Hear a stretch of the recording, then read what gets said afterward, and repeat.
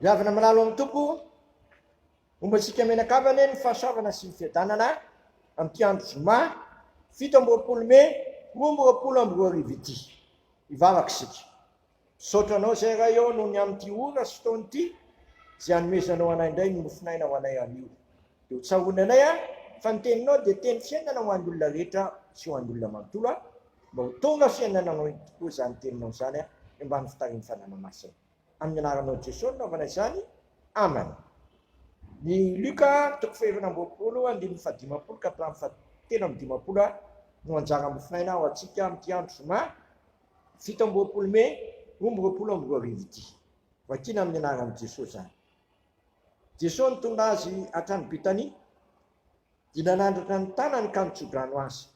Ary raha mbola nitsodrano azy izy, dia nisaraka taminy ka nakarina ho anan-danitra. Ary izy ireo nitsoaka azy, dia niverina ho an'i Jerusalema sady famingina, ary teo akanjany telopolo isan'andro izy nankalaza an'Andriamanitra. Ay masolo manamasina anay amin'ny fahamarinana, ny teninao amin'ny fahamarinana. Amen. Nakarina anan-danitra Kristy. Nakarina anan-danitra Kristy. Melohany ny akariny anan-danitra nefa ny nakarina anan-danitra dia nanandratra ny tanany izy ka nitsodrano ny mpianatra. Any amin'ny filazantsara amin'ny Matteo dia lazainy hoe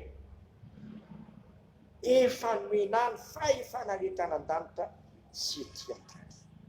Mariana atao mpianatra ny firenena rehetra. Be tokoa dia marany hoe nanatorio amin'ny anarako izy Jesosy ny fibebahana sy ny famelan-keloka amin'ny firenena rehetra manomboka eto Jerusalema. Torio amin'ny anarako i Jesosy ny fibebahana sy famelan-keloka amin'ny firenena rehetra. Andininy 720 isan'izany. Zava-dehibe ny fahefanana an'i Jesosy. Siraka ampanaovan'i Jesosy azy ianao mba hisitrahany olona ny famelan-keloka. Tsy ho tonga amin'ny famelan-keloka kanefa ianao raha tsy mieky mihitsy hoe mpanota mandry, mpanota very ka miandandra ny famonjena ao amin'i Kristy izay efa vitana teo amin'ny hazo-tsariana. Izy raha teo moa nanaiky tondro ny fotako sy ny fotanao amin'ny fotany ity zao ity teo amin'ny tena masina.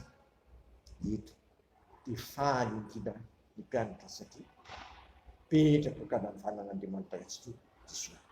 Ina moa ny toeran'i Jesosy kavanan'Andriamanitra rehetra toa? Mazava izay lazainy epistilao an'ny Romanina. Ndao vakitsiketsikely ny Romanina 9 hoe mamy dia mamy ny Romanina 9 io fampinana ny soratra masina iray manontolo. Zao ny lazainy. Iza manameloka ny Kristy Jesosy? Iza ny manameloka? 5:30. Iza ny manameloka? Kristy Jesosy nefa maty, iny sady nitsangana tamin'ny maty ka mitetra amin'ny tanakavanan'Andriamanitra mifona ho antsika. Tsisy afaka nameloka intsony satria Jesosy Kristy petraka kavanan'Andriamanitra mifona ho anao. Ka andetsika iaina an'ilay famelan-keloka. Andetsika izara an'ilay famelan-keloka. Tsy azontsika nefa famelan-keloka io raha tsy meky ny fotantsika sika. Ary raha vao meky ny fotantsika sika dia matoky sy marina izy ka manadio antsika ho afaka amin'ny tsy fahamarinana. Ka rehefa natsara hoe nanontsiny ny fonaintana mangatà famelan-keloka. Avonina izy amenao fiainam-baovao amin'ny Kristy ka tsy nagaga ny mpianatra mitetra teo akanjany telopolo mifaly mideran'Andriamanitra izany famelan-keloka azon'izany.